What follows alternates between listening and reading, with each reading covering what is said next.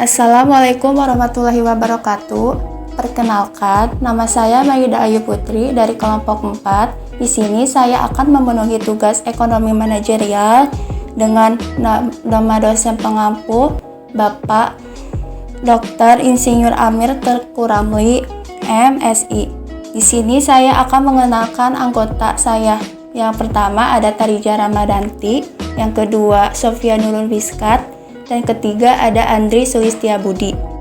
Di sini saya akan menjelaskan tentang peran pemerintah dalam perekonomian pasar. Berikut videonya.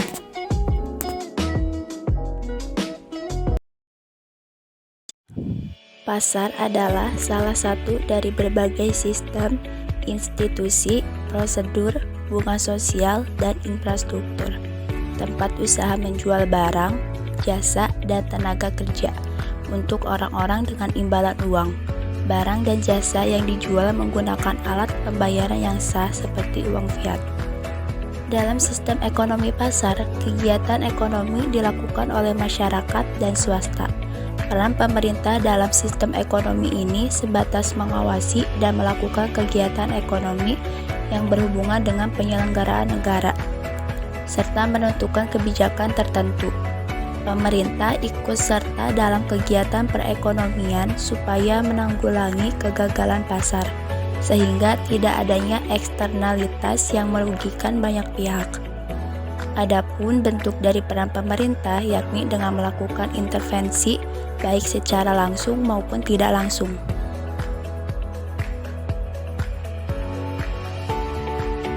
Perkenalkan, nama saya Tarija Ramadanti.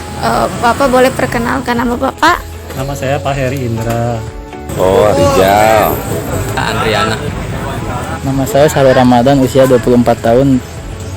Saya bekerja sebagai petugas kebersihan Kota Bogor. Baik, Pak Hera, di sini saya ingin menanyakan, bangunan ini punya sendiri atau menyewa ya, Pak? Ini sudah punya hak milik sendiri, tidak menyewa. Sudah berdiri pada tahun berapa, Pak? Berdiri kira-kira tahun 2002. Lapak ini punya Bapak sendiri atau menyewa, Pak? Menyewa. Kalau menyewa kira-kira berapa, Pak, per tahunnya atau per bulannya? Per bulannya 1 juta. Saya di sini mau bertanya ya, Pak. Sekarang kan cabai lagi naik ya, Pak. Nah, itu yang nentuinnya itu dari Bapak sendiri atau dari pusat, Pak? Dari pusat. Kalau kita makan pengecer, kalau misalkan pengecer itu tergantung dari gimana turun barangnya ke pusatnya, mahal enggaknya dari sana gitu. Kalau kita mah pengecer gitu, disesuaikan aja gitu maksudnya. Pertanyaannya, kalau Pak, sampah-sampah ini kalau sudah menumpuk, pengangkutan sampahnya kemana ya, Pak? Untuk sampah ini setiap hari mengangkut kendaraan truk 116 unit truk, dan jika udah penuh dibuang ke TPAS Galuga. Untuk bangunan ini apakah dikenai pajak per tahunnya atau bagaimana? Dikenai pajak, setiap bulan kita bayar pajak. Apakah mencukupi harga jual dengan sewa bangunan ini, Pak? Mau nggak mau, kalau nggak di mana lahan yang bisa layak kan nggak ada lagi. Tempat lain kan udah pada nggak disediain oleh pemerintah. Untuk lapak ini Bapak nyewa atau punya sendiri, Pak? Kalau ini mah kan kalau kaki lima mah nggak ada sewa menyewa. Kalau kaki lima, kalau misalkan toko-toko gini sewa. Kalau kaki lima mah biasa bayar iuran per hari aja, uang sampah, uang kebersihan kayak gitu. Penjual-penjual kaki lima ini apakah ada iuran untuk pemungutan sampah setiap minggunya atau setiap bulannya? Tidak ada, Kak. Tidak ada, karena ini udah tugas kami. Apakah ada campur tangan pemerintah ya, Pak? Ya, ini di bawah naungan wali kota langsung. Apakah pemerintah setiap bulannya suka mengecek keadaan sampahnya?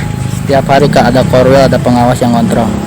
Pengangkutan sampah ini dari jam berapa sampai jam berapa ya, Pak? Setiap hari dari jam 5 pagi sampai dengan jam 11 siang.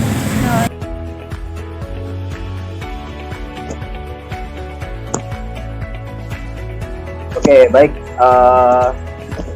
Untuk sesi selanjutnya, kami akan membahas tentang berdiskusi ya, walaupun kita via Zoom, namun tidak mengurangi esensi dari keseruan diskusi kita tentang peran pemerintah dalam perekonomian pasar gitu ya. berbicara tentang peran pemerintah dalam perekonomian pasar, tidak terlepas dari pajak, gitu.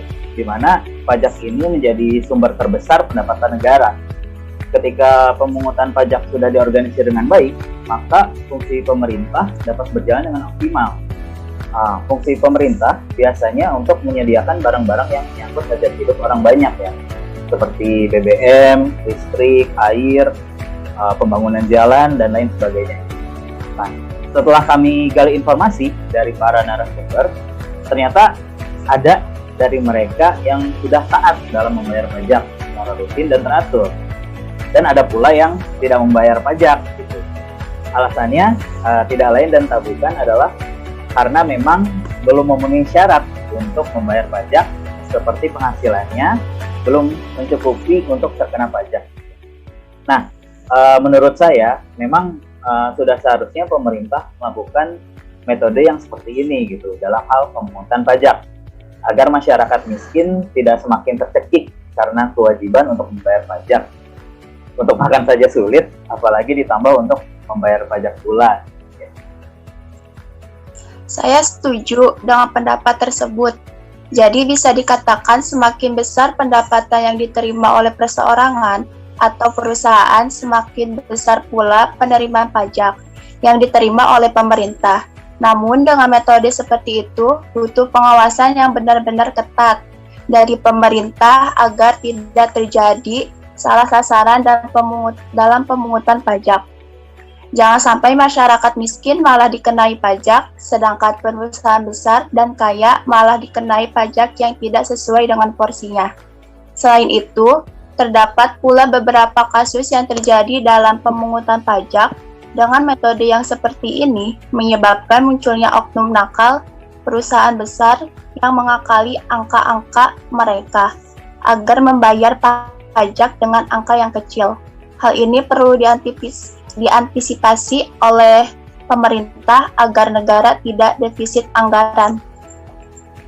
Ya, selain masalah pajak, peran pemerintah dalam perekonomian khususnya di pasar tradisional adalah tentang penentuan harga. Barang-barang yang sangat penting bagi kelangsungan hidup masyarakat adalah bahan pangan, bahan bakar minyak, listrik, serta air bersih. Barang-barang ini sudah seharusnya dikuasai oleh pemerintah agar tidak terjadi kepanikan pasar ketika harga barang-barang ini naik dengan jumlah yang drastis. Misalnya saja, salah satu pedagang yang kami wawancara itu pedagang cabai yang bernama Pak Andriana menyatakan bahwa beliau tidak berani menaikkan atau menurunkan harga sesuai dengan kehendaknya sendiri. Karena jika beliau menaikkan harga tanpa melihat kondisi pasar, maka yang akan terjadi adalah konsumen enggan untuk membeli di lapak beliau. Begitupun sebaliknya, jika beliau menurunkan harga tanpa melihat kondisi pasar, maka yang akan terjadi adalah mungkin konsumen banyak yang membeli. Namun keuntungan yang diterima malah kecil sekali, bahkan bisa merugi.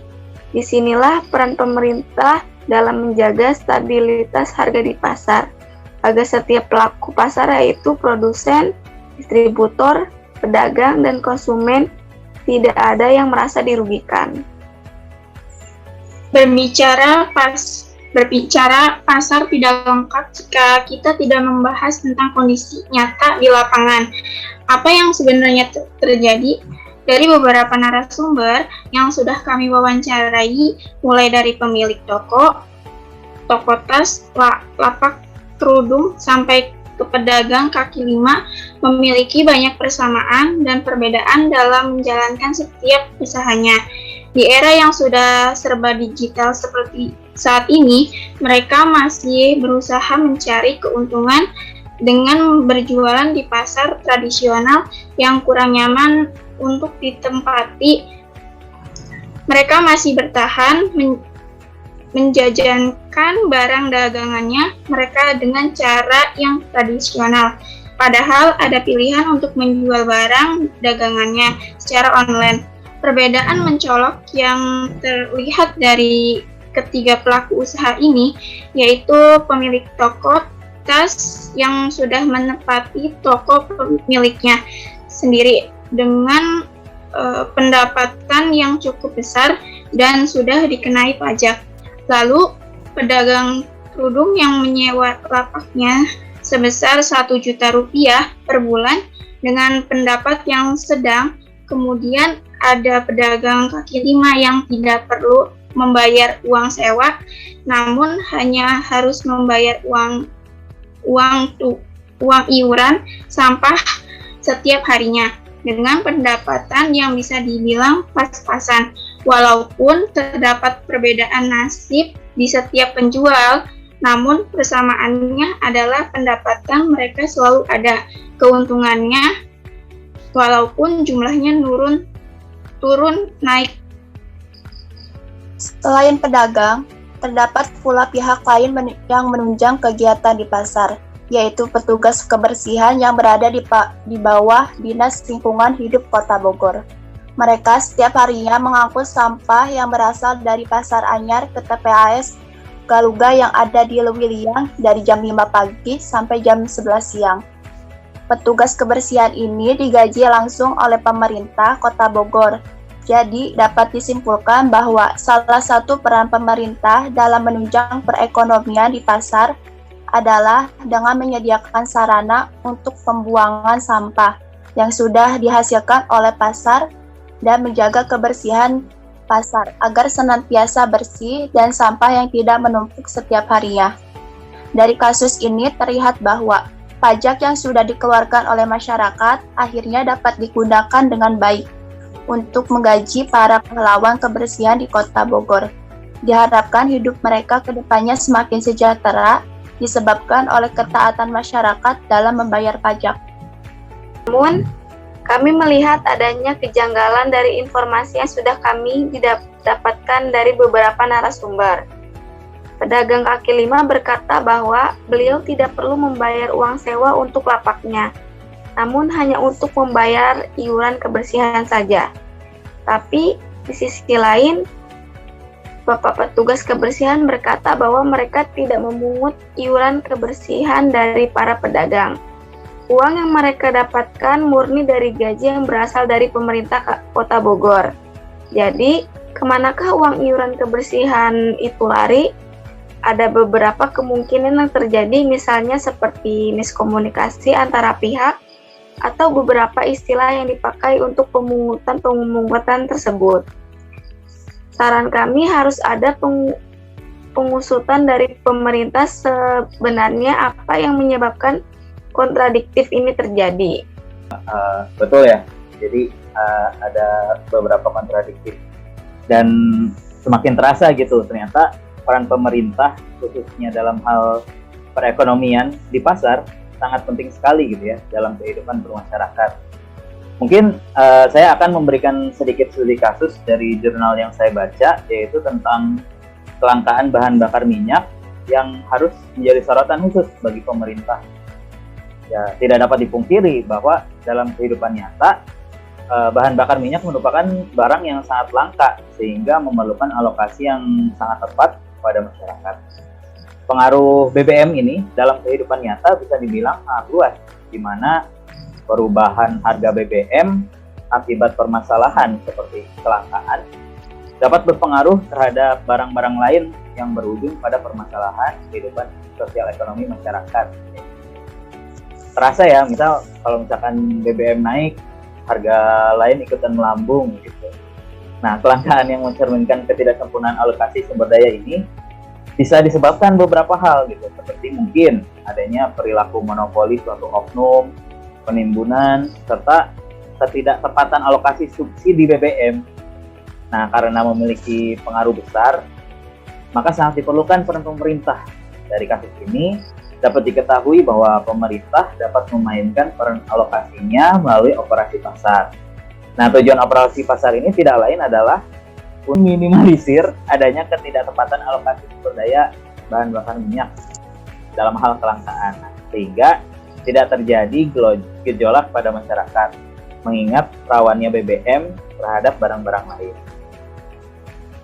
Selain BBM, mungkin kita bisa tarik ke kondisi yang baru-baru ini terjadi, yaitu pandemi COVID-19 Peran pemerintah di sini sangat penting dalam menjaga stabilitas harga, terutama alat kesehatan dan kebersihan seperti masker, sabun, hand sanitizer, vitamin, dan lain-lainnya.